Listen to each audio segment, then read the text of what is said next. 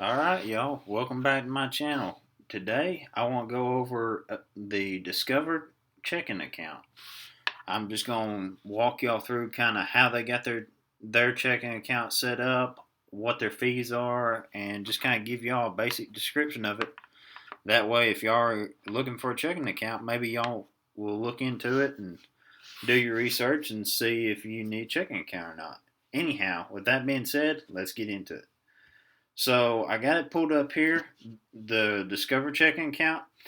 The neat thing that's kind of neat about the Discover checking account, just right off the bat, is their debit card. Anytime you buy stuff directly with a debit card, they give you a 1% cash back on up to, I think it's $3,000 in spend each month. So, I mean, you get cash back for spending money on your card. Now, it's only 1%. But still, cash back on a debit card. There there ain't hardly any banks that I know about other than Discover that does that. So that's a pretty neat feature just off the very bat, just off the start. That's pretty neat, and not a lot of companies do that. So, but that's kind of the main flagship of their checking account. As you can see, 1% cash back on up to $3,000 in purchases each month. Now, another thing I like about the Discover checking account, they're kind of like Capital One on this. They don't charge a lot of fees to hold their checking accounts.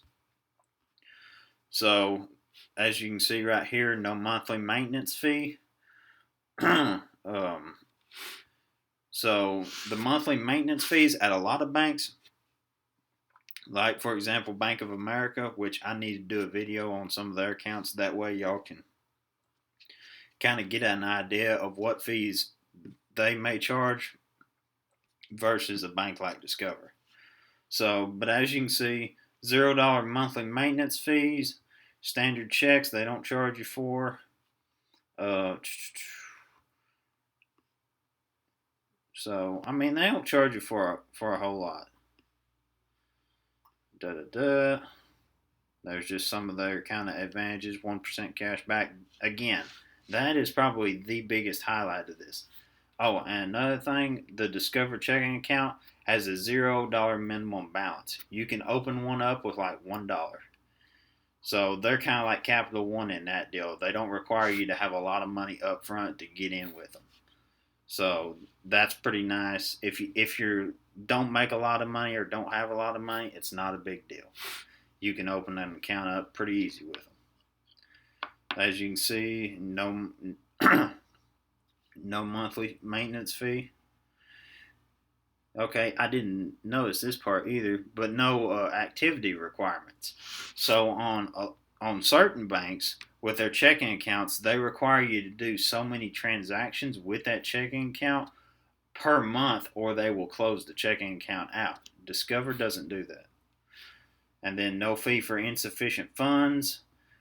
So, but this one right here, no fee for insufficient funds, they make it sound better than it actually is.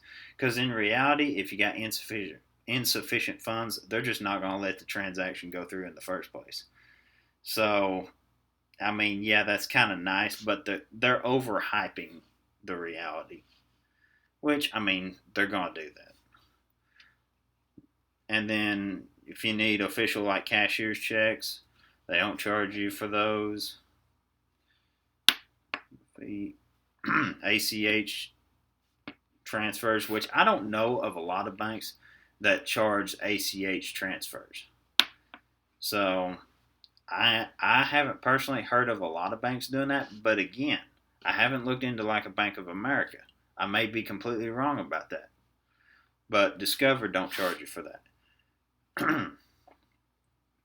And then you can replace your debit card or whatever for free.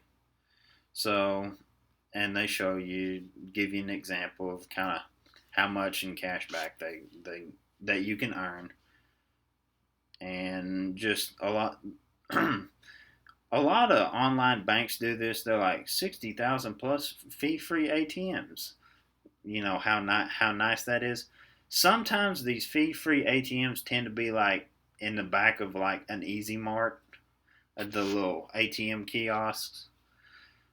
So I mean, sometimes they're in kind of sketchy places. So I mean, it's nice, but like, hold your horse here. That's not. It's more of a marketing ploy than anything. But I mean, they give you access to a bunch of ATMs where they're not going to charge you ATM fees. So I mean, yeah, that's nice.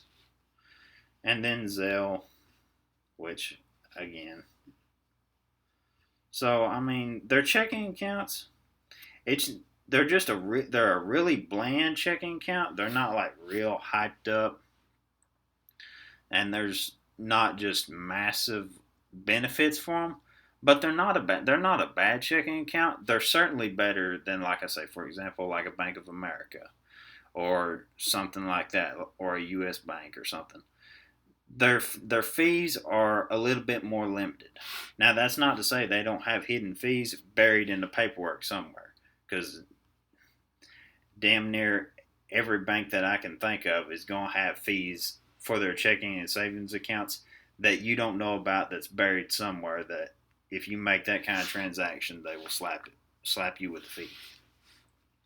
But for the basic everyday stuff that you're going to be doing, they're not going to charge you for that.